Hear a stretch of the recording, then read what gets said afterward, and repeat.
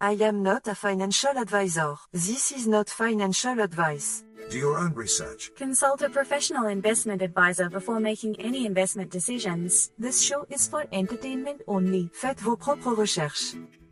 Here we are in another episode of the Simple Success Podcast. And this is financial life coaching from a happiness perspective.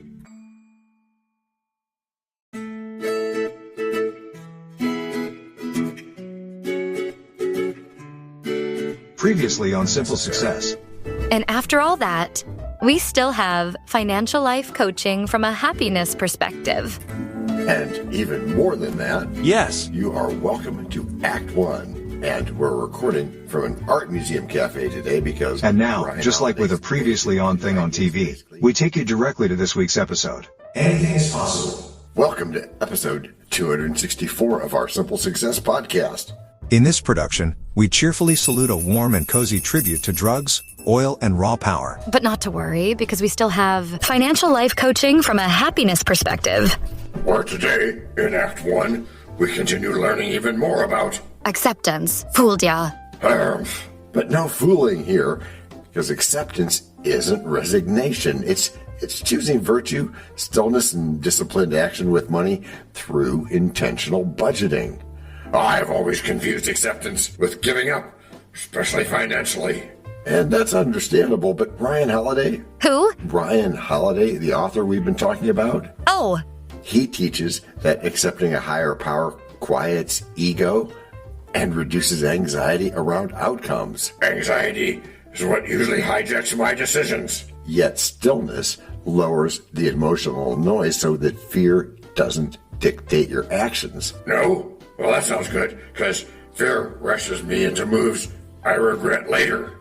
Yet acceptance matters when narratives exaggerate inflation. Those headlines, they always feel like personal attacks. But they're not, and stillness creates space to respond thoughtfully instead of blaming like the Federal Reserve or something.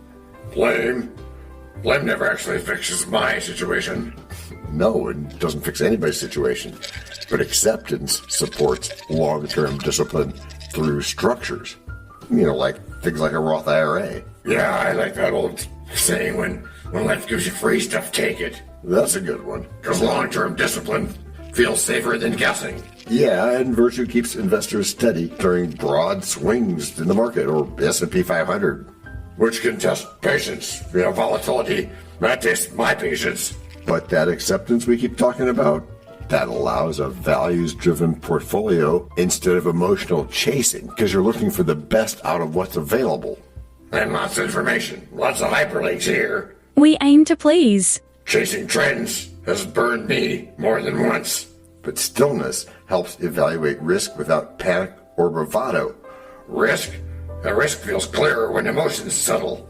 And yet there's that acceptance thing, which we're going to refer to a few more times, along with stillness and virtue. It reframes patience as strength rather than weakness in finance. It anchors behavior before numbers in personal finance. Behavior really does drive outcomes. But choosing virtue means disciplined action even when certainty is missing. You fill in the blanks to fit your definite chief aim. Well, you do what works for you, right? Yeah, because consistency beats cleverness for me. So reframe patience as strength rather than weakness. That mindset shift actually helps. And it prevents compulsive reactions to short-term risk. Compulsion?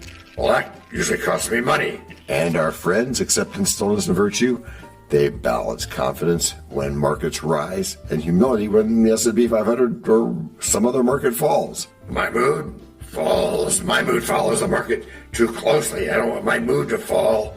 No, you don't. So you clarify limits so budgeting feels empowering instead of restrictive. See?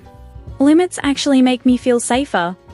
Accepting that stuff strengthens discipline under ongoing inflation pressure. Pressure usually breaks my focus. And that can happen to a lot of people. So when you adopt stillness, you steady perspective when you're assessing risk repeatedly. Building confidence over time? Yeah, and transforming routine action into long-term stability. Well, that sounds appealing. Because you keep emotion from hijacking a carefully designed portfolio. Emotion can't actually hijack or sabotage, can it? Yeah, it can, Ruth. Emotion has sabotaged me before. If you say so. So you replace it with calm responses during extended inflation cycles. Calm responses are rare for me. But they're growing. You're making a reminder to do it every day. Yeah. And stillness encourages disciplined budgeting, even when your motivation dips. Well, that always happens eventually. So you reinforce your virtue and build resilience. Yeah. Reminding us that sustainable finance depends on character. And that's the kind of courage that finally feels sustainable. It's active courage. Acceptance is active courage. And stillness paired with disciplined money action. And also that character stuff lasts longer than luck. And markets will wander. Plans may feel stuck. But we breathe, accept the swing, and keep struck. With patience priced in, fear costs $1. We choose here calm hands, not some frantic pluck. Acceptance steadies choices till the work is done. And peace compounds progress then. Break number 1. I'm not trying to make doubting Thomases out of y'all. Yet you cannot tell a lie. Hey, George Washington is nigh? Obviously not. Nor is it time for the rhyme. But it is time for something. It is? Yes, it is. It's time to learn. Learn about what? Why, DT, it's time to learn about a sponsor. You know, what they make, what they do. Before we even get to act number 2? Well, yes, indeed, my friend. As our editor knows. This is the place where your message goes. We can plug it right in to the story we tell, so that no one fast forwards. Except from your well. We can build it ourselves, with approval from you. Taking action will do it. Not bragging, it's true. Starting something instead, and taking action, as you just said. Based on your beliefs. Yeah, but still not just knowing, but also doing. And as I've been saying about goals. No, sorry. Getting what you want without limiting the rights of others. That's correct, Matthew. Or yucking their yum, as is said. But still, it has to be based on your beliefs. Which are that as we practice acceptance, it becomes practical when applied to day-to-day budgeting. Nice theory, DT, but can you make it happen? You know, where you get paid? I'm working on that part. Theory is easy, but execution is where I struggle. Execution improves when acceptance removes emotional friction. Thank you, Stephen. Stephen, our guest today, the guy who tells us that stillness helps identify hidden anxiety before it leaks into decisions. Oh, right. Among other things, an anxiety usually drives my worst moves. Acknowledging it reduces its power. But acceptance replaces panic with disciplined action. And discipline feels hard under pressure. But doesn't pressure expose habits and not intelligence? Not always, but that's certainly something to watch out for. And media narratives often distort perceptions of inflation. Those narratives always make me reactive. Acceptance anchors you to reality instead of to headlines. And acceptance prevents misplaced anger toward other institutions, like the Federal Reserve or the FDIC or other stuff that we've talked about. I waste energy blaming policy. Yeah, you did that last week, DT. So instead, focus on long-term vehicles, such as a Roth, which reward patient acceptance. Patience doesn't come naturally to me. Patience is a trained skill. You have to practice patience. And be disciplined about it. Market exposure tests emotional ability. Volatility shakes my confidence. Stability grows through repetition. And acceptance, instead of wasting energy complaining, supports building a resilient portfolio. Resilience feels better than chasing returns. As it should. Resilience outlasts excitement. Stillness clarifies real risk versus imagined risk. And acceptance reframes success within personal finance. Success used to feel vague. But clarity simplifies everything. And virtue keeps consistent action intact during stress. Stress breaks my routines. Which is good to a point. You mix up change and routines. Change gives perspective, and routines build confidence. And that kind of reassessment keeps me grounded. Grounded investors last longer. Motivation fades, habits remain. Acceptance helps maintain focus during inflation pressure. Pressure usually derails me, and impulses cost me money. Well, most losses do start emotionally. But having values feels grounding. And values anchor behavior. And virtue clarifies boundaries around risk. Ooh, I like that. Boundaries keep me calm. Calm usually improves outcomes. So you align behavior with long-term goals. And that feels powerful. It sure reduces regret. Transforming daily budgeting into confidence, which grows quietly, yet durably, under repeated risk exposure. Yes. Exposure builds experience, after all. Which beats prediction. And ensures responsible decisions. Wow! Virtuous responsibility feels empowering. Bask in it. It is your friend. Complete the loop. Stillness, virtue, and disciplined action. That framework finally makes sense. Acceptance cools the nerves when markets feel tense. We plan with patience, staying hence. Boundaries guide choices like a steady fence. Calm thinking cuts noise that clouds the dents. Hold steady beliefs, let convictions stay true. Returns grow clearer in break number 2. We know a lot about you already because we know ourselves. For example, we know that you know how to listen to our podcast. We also know that you probably know how to subscribe. So as soon as you're done with that, tell us your story. We have ways you can contact us. It involves a special link where you can leave us a message. We may have an email address for you as well in the future, and we'll let you know if that happens. The reason for subscribing? I thought you'd never ask. When you subscribe, you automatically download all future episodes of that podcast. It just happens in your player without you having to go search again. How cool is that? This means better rankings for the podcast, more attention from advertisers, and more money. And this means more and better stuff for you. So your motivation is simple and easy. Subscribe today, whatever app and from whatever place you like. And don't just try to subscribe. There is no try. There is only do. We're changing the way we look at things, and remember, that's good. Eso es buenísimo. Also remember, this is financial life coaching from a happiness perspective. Coaching happiness. Our call to action is right in the show notes. Find it, and you win too. Can I simple that? Por supuesto. Of course. Just simple it. Please make sure your seatbelts are fastened and your tray tables are in their upright position. And make sure simple is a verb like Google is a verb. 我们回来了. That's we are back. Before we go today, let's have a quick thank you to all our emotional support voices. Thank you for having us. Yeah, thanks guys. And to begin our backness this week, let's close this conversation, knowing that acceptance has become a daily discipline rooted in budgeting. Daily discipline feels harder than big ideas. Yet stillness reminds us that unchecked anxiety quietly erodes good judgment. Anxiety, that's cost me more than mistakes. You want to talk more about that? Not today, not really. Okay, sure thing. Hey, just say you put all your energy toward intentional action rather than chewing on that rumination cud. Rumination keeps me stuck. Yeah, it does. Oh, I got that one.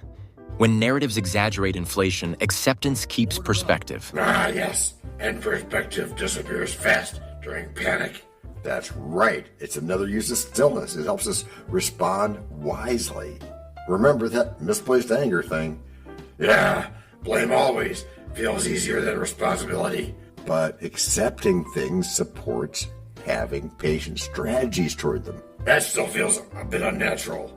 But you can steady your behavior wherever you find turbulence just by practicing that. Turbulence, okay, so I don't have to have that rattle my confidence. No, accept things, because that allows a resilient portfolio to do its work over time. Over time? That's expensive, isn't it? No, I mean over a long time. Patiently, stillnessly. That's not a word. Yeah, but you got what I meant. Stillness clarifies true risk, so fear doesn't dominate. That's good, since fear usually distorts my view. And since acceptance aligns behavior with long-term finance goals, making progress feel intentional, and reinforcing disciplined action if motivation should fade. Yeah, That never sticks around. So we accept and we reframe patience as our strength. Now reframing changes everything. Interrupting impulsive reactions to risk. That weak spot. Yeah. Balance having confidence when things rise and humility when things fall. And don't track things too closely. Well, you track things closely enough to have some information and direction, but you focus most on your habits and your practice. Well, that feels sustainable. So what happens during prolonged inflation pressure? Yeah, I got that question too. Pressure usually breaks my routine. Another use for stillness. It transforms routine action into quiet confidence. Oh, quiet confidence. That feels kind of new to me, but it leads to financial life coaching from a happiness perspective. Which is a perspective that reframes why all this matters, while connecting financial behavior to values beyond numbers. Values, yeah, those things that keep me grounded. And reduce emotional overreaction to ongoing risk. Yeah, overreaction is expensive. It's been that way for you? Another topic for a later time? Yeah, right now I'm saving my strength for the win. Consistency feels achievable now. Good call, DT, and a good use of judgment, even though you are an inimitable convocation of sparrows. Yeah, you go with what you got. Experience builds clarity, while virtue ensures that responsible finance decisions endure. Which matters a heck of a lot more than speed. That's right, it's deliberate. That framework finally feels complete. You have been listening to Simple Success with John Brandy. Which is how you've all gotten good. Gracias por escuchar. Salut. À la prochaine. No robots were harmed in the making of this podcast. No dogs were shot either. This podcast and our other podcast are productions of Little Red Hen Industries. Part of the Sonic Boom Network, where we do the hard work for you. And Rishi helps our hen bake the bread by giving credit to these great people. Techno King, John Brandy. That's me. Alter Ego, Doubting Thomas. And that's me. Fact Checker, Napoleon Bonaparte. Social Manager, Abraham Lincoln. Always on the internet's inner tubes whatever. Media Expert, Augustus Caesar. Psychologist, William James. Sound Designer, Les Paul. Thank you for inventing multitrack. Language Consultant, Leah, the French do-your-own research lady. Cough, cough, cough. Videographer, Ertaman Koshki. Lights, camera, action. Inspiration, many podcasts and other sources and of course Napoleon Hill. Additional inspiration and thanks go to Steve Jobs, Joseph Allen, Charles Darwin, Leonardo da Vinci, Henry David Thoreau, Abigail Adams, Jonathan Livingstone Seagull and the Stick Figure. Quick disclaimer here. Many sentences contained in our podcasts are of a very dangerous length and were performed by highly trained vocal practitioners. On no account should inexperienced life forms attempt to imitate them without proper medical, jaw, and lung supervision. And before we forget, you can also subscribe to both podcasts, join the community, and benefit from many of our techniques, including financial advice, patience, practice, and even podcast production for your ideas. Of course, you'll have to head to the show notes, either on your phone or on the web, to get the links and stuff, and all those clickable links are in the show notes. Hey, Emma, do you, Samantha, and Daniel want to tell us a bit more about this stuff? Sure. The artificial intelligence or AI voices that you hear in our work are offered up by Google, Amazon Polly, OpenAI and ElevenLabs. They don't sponsor us yet, but we love what they do and we just love what AI can do when lovingly crafted. Finally, you can find us through our network. We happily consider guests and consider guesting on other people's shows. That sounds like a really old school computer voice. I'll call it Zarvox. It's definitely not Samantha or any other modern AI. Yeah, thanks for noticing. And really finally, our music comes from Cube by Ben Sound and from Piano Background by Nick Simon Adams. Thanks also to AI MuseNet, Suno, Audio, ElevenLabs, and Ace Studios. The sound effect credits go to Jackson Academy Ashmore, Canoe CG, Dr. Jekyll, Joe Payne, Everything Sounds, MK Play More Stories, ERH, Sand Emotions, Big Pickle 51, and Just Kidding. Yes, that's his or her name. All on free sound. Also, languages are the bomb.